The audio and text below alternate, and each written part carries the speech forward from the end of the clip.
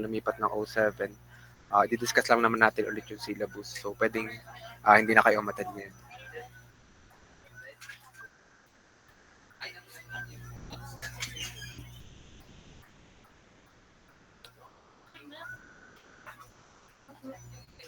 Okay, so i-check muna natin yung schedule.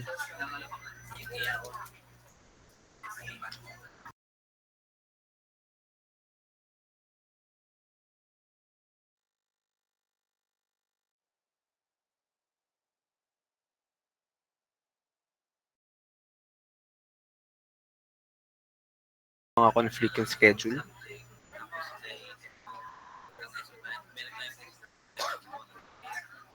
Wala na. So, okay lang sa inyo itong schedule natin na 4 to 7. Yes po, sir. So, kung bukas, 'di ba bukas yung ating online? So, that is, 4 o'clock to 6. So, may nag-raise ba na hand?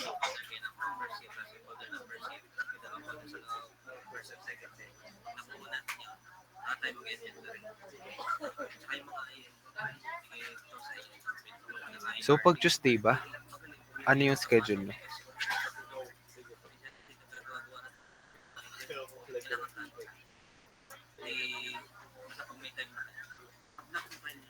Wait lang pala.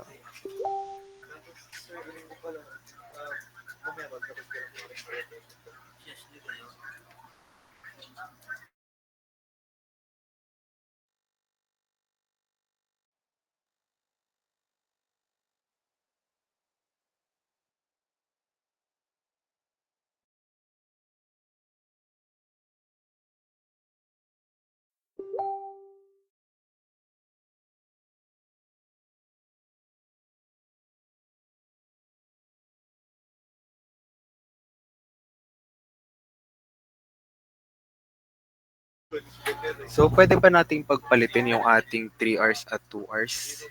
Yung Monday natin magiging 4 to 6 lang.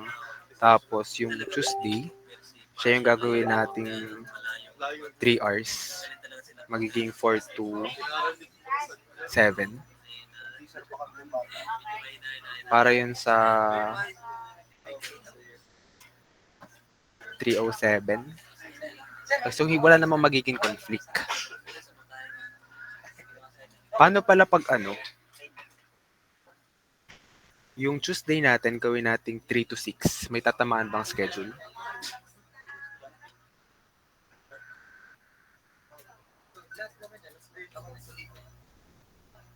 So, paki-check naman kung may tatamaan schedule sa 3:07, sa 07 yun. May schedule ba kayo hanggang 3? Sir, sa O7 po, wala pong tatamaan. Wala naman. Okay, so kung sakali, ang gawin na lang natin, so this is for 07 ha. Bali, kung sakali ang gawin natin na schedule, for Monday, that is 4 to 6, 2 hours yon. Tapos, kapag Tuesday, 3 to 6, 3 hours. So, okay lang sa inyo yun? Okay, so sasabihin ko na lang din kay ma'am na wala namang tatamang schedule. Okay, so for today, ang magiging agenda lang naman natin is pinaka-introduction lang natin saka yung ating core syllabus. So I will discuss to you yung ating planned activities at yung mga ipapasa nyo within the 18 weeks ng ating semester. Represent ko lang yung ating syllabus.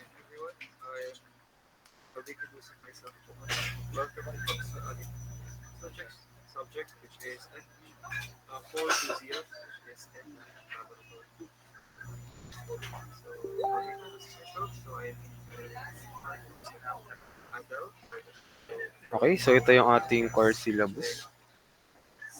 Course title is Machine Elements. This course, ang course code nito ay ME412. So, pakitandaan. So, this course is a fundamental course. Prerequisite nito is yung ating Dynamics of Rigid Bodies. Credit hours, you have 2 credit hours per lecture, tapos 1 credit laboratory. So, a total of A total of 5 hours. 5 hours a week. Okay, so let me introduce ang aking sarili. I am Engineer Giancarlo Lalong Isip. So last sem, ang nahandle ko is math course. EDA. So meron ata ako dito mga naging estudyante. So yung EDA naman, that is math course. Ito, fundamental course. So I will be more strict dito sa ating course kasi machine elements, dapat gets nyo to kasi before kayo makapag machine design 1, kailangan maipasa nyo muna ang ating machine elements.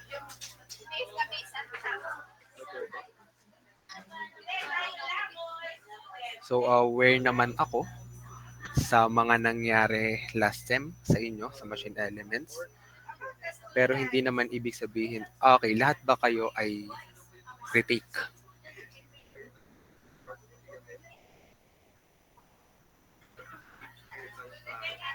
Okay, so hindi naman ibig sabihin na retake nyo itong ating course ay mas madali na kayong papasa.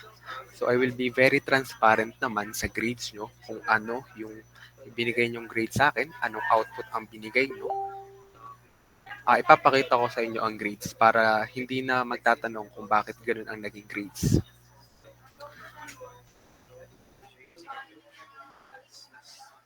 So, ang point ko lang, wag nyong babasta-bastahin lang itong ating course kasi kailangan nyong magets to at kailangan nyong maipasa to kung gusto nyong makapag-MD1. Okay, so again, we have 5 hours contact hours every week, 2 hours lecture, and 3 hours laboratory.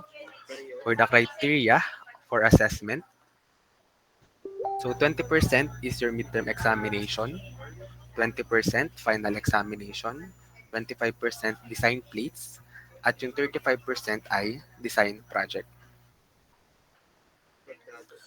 For the intended learning outcomes, we have 4 ILOs. So una, apply the concept of kinematics of machineries in the design of machine elements. ILO 2, solve problems in kinematics and machineries using graphical and analytical method. ILO 3, apply the fundamental principle of physics and mathematics in the field of mechanical movement using analytical and graphical techniques. And ILO 4, apply the concepts learned in the design of the different machine elements.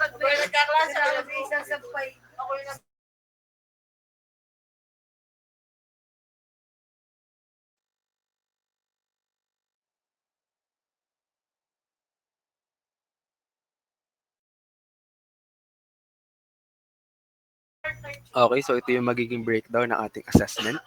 So midterm examination, 20%. So that is ILO 1 and ILO 2. So for ILO 1, apply. ILO 2, solve. So puro solving ang ating magiging midterm examination. For final examination, that is 20%, same sa ating midterms, ILO 1 and ILO 2. For the design plate, that is ILO 3, and the design project, that is ILO 4. So ito yung ating mga gagamiting reference book para sa subject. So may dadagdag ako dyan. Kapag ka naman naayos ko na yung revision ng ating syllabus, isasend ko din sa inyo for your reference.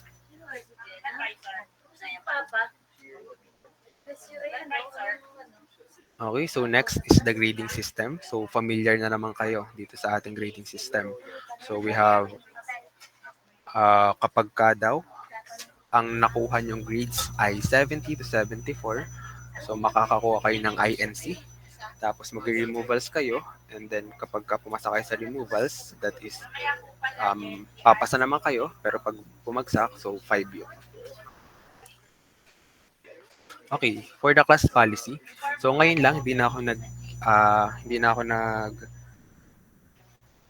nag-check ng attendance since meron tayong mga umatenda kanina, kaya hindi na makaka-attend ngayon at meron namang yung mga sa O8 naka-enrolled. Okay, so for the class policy, prompt and regular attendance of student is required. Total unexcused absences shall not exceed 10% of the maximum number of hours required per course per semester. So ang ating semester ay composed of 18 weeks. So we have 5 hours per week. So that is 5 times 18 ay 90. So 90, ang 10% ng 90 ay 9. So kapag ka umabsent kayo ng 9 hours dito sa ating subject or ilang meetings yon. So kung sa isang week ay 5, so pag umabsent kayo ng 2 weeks straight, so you are subject to disciplinary actions. So sa ating handbook, ang sabi kapag ka ganun, drop na kayo. So make sure na lagi kayong a-attend ng ating klase. Lagi ko namang chinecheck yung ating attendance.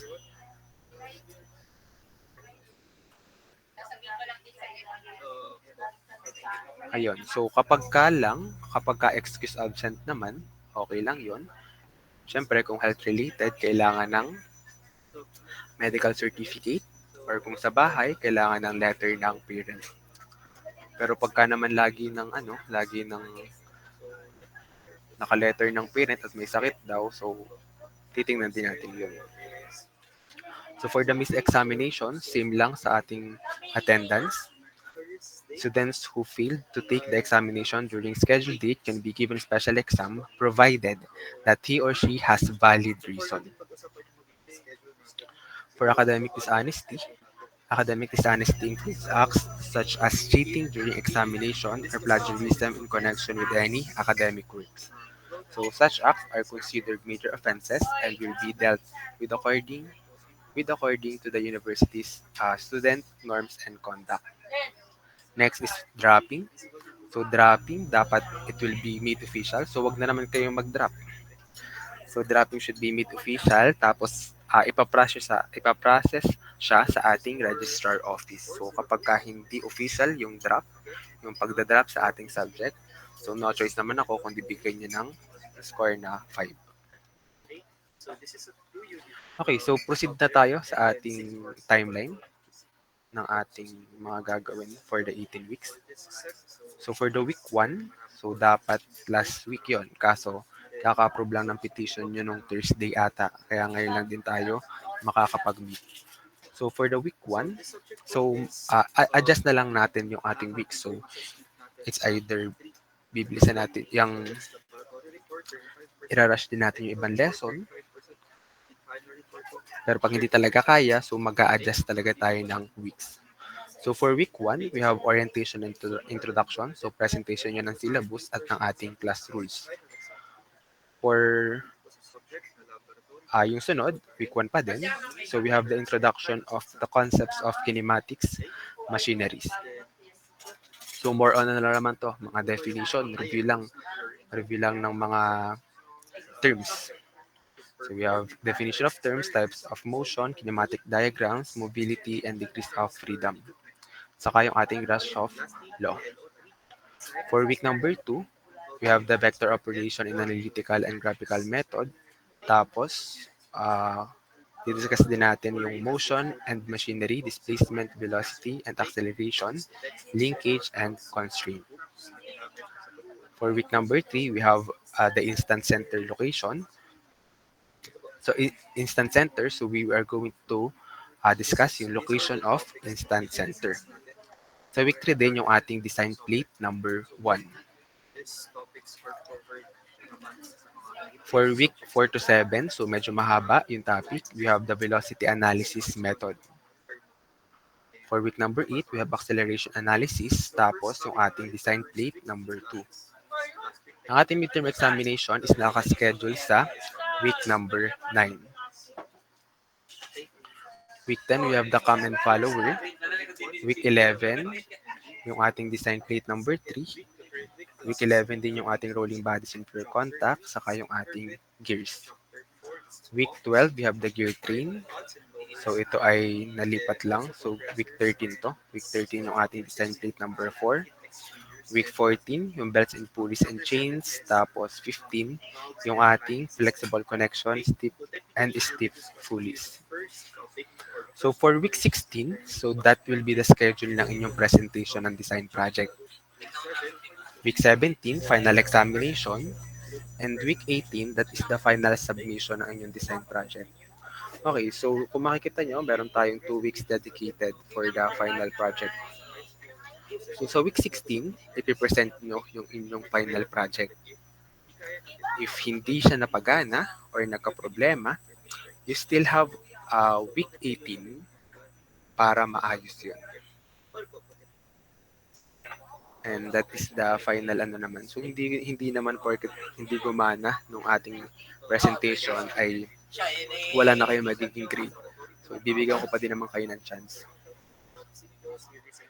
Remember, ang ating design project ay 35% ng inyong final grade.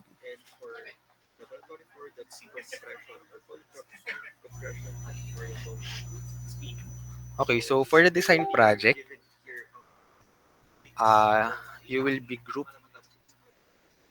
Tapos, ang groupings natin is mga 5 or 6 per group. So, kayo na yung mag-group ng sarili nyo. Kayo na maghanap. So, o nga pala, if meron nang nagawang design project last sem, since gumastos na naman din kayo doon, I will allow na gamitin din yon sa ating this semester, sa ating machine elements. Pero may mga cases kasi na magkakahiwalay na yung magkakagrupo last sem. So nagkaroon ng iba't ibang section. Kung ganun, kasi ang gagawin natin, ang grupo natin ay magiging within this section lang. So yung kaklase nyo, yung pwede yung maging ka-group. So kayo na lang ang mag-decide kung kanino, kung kanino mapupunta yung topic. For the guidelines naman ng ating design project, so i-discuss ko na lang siya sa inyo next meeting. So ang sabi nung mga naunang section, ang Sir Barreto daw ang nagbigay sa inyo ng topic, so randomize ata. Tama ba?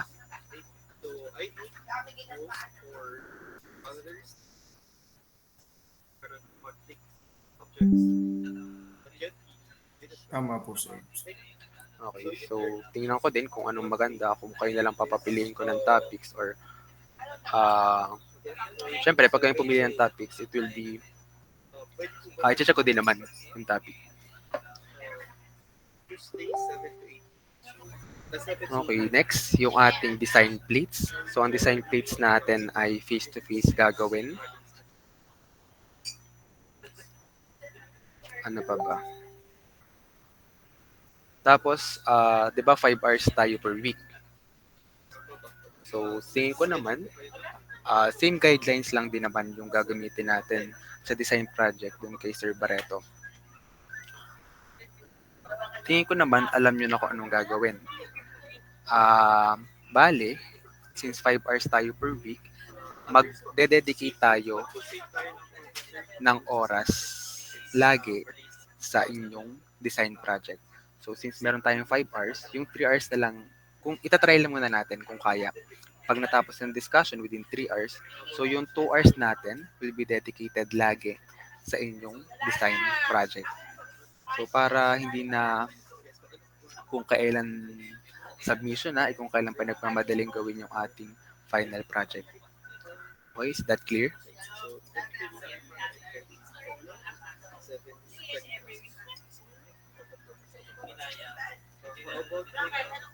Okay, so for the groupings, since medyo madami tayo ngayon dito kasi meron nga hindi naman O7. Tapos meron yung mga O7 sadya is kanina umattend na O8. So bukas na lang natin plansyahin yung ating groupings. So ayun lang. So meron ba kayong mga tanong?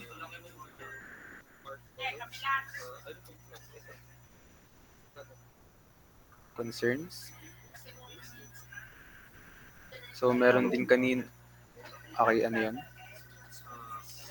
Wala pong galaw. Okay. So, meron din kanina nag-raise if pwede daw lumipat ng section kung makikisit in. So, kung maaari, since ang enrollment naman hanggang February 2, tapos ako lang naman ang may hawak na machine elements. So, pwede naman kayong lumipat ng section. Pero, dapat walang conflict na schedule at walang maagawan ng slot.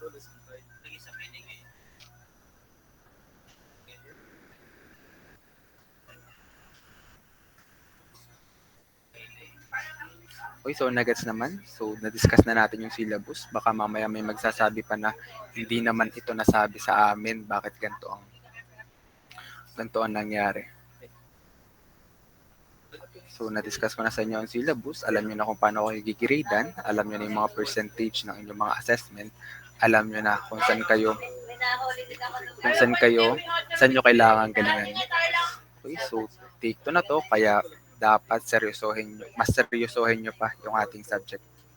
Kung ayaw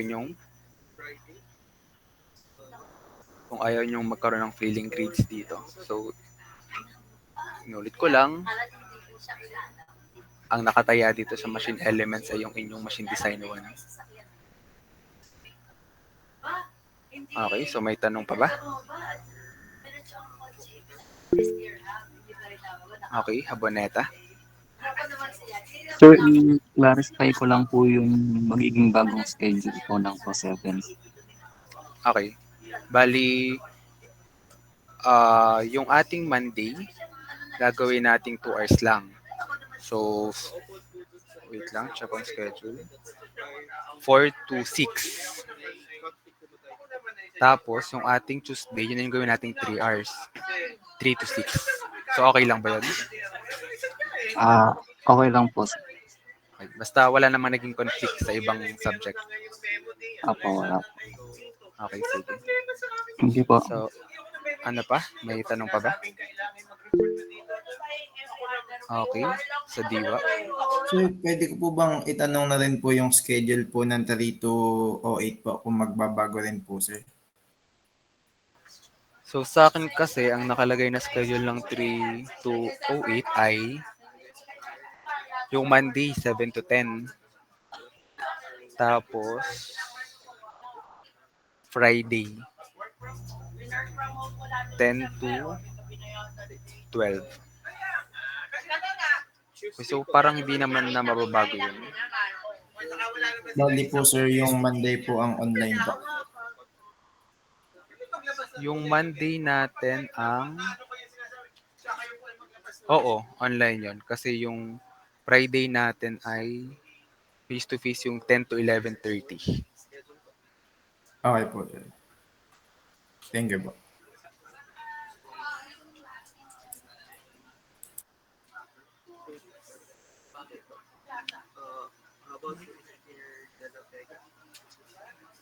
Okay, may tanong pa ba? Ay, sir, last na po. Okay, ano yun? Kung yung Friday po, sir, ay 10 to 11:30 lamang po ang aming face-to-face. Di, paano po kaya magiging plates po namin dun, sir? Yung gawaan po ng plates ng pakali. So, may sunod ba kayong schedule?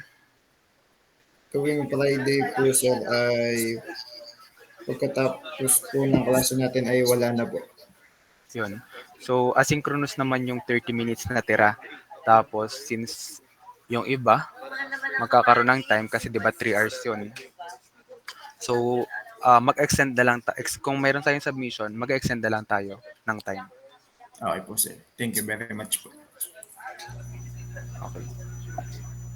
May tanong pa ba?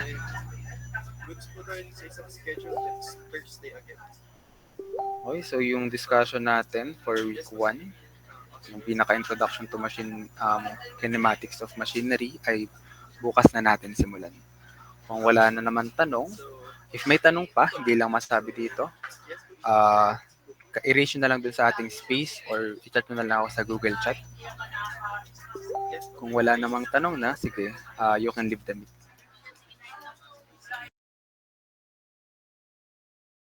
Thank you po, sir. Thank you po, sir. Thank you po, sir. Thank you po, sir. Thank you po.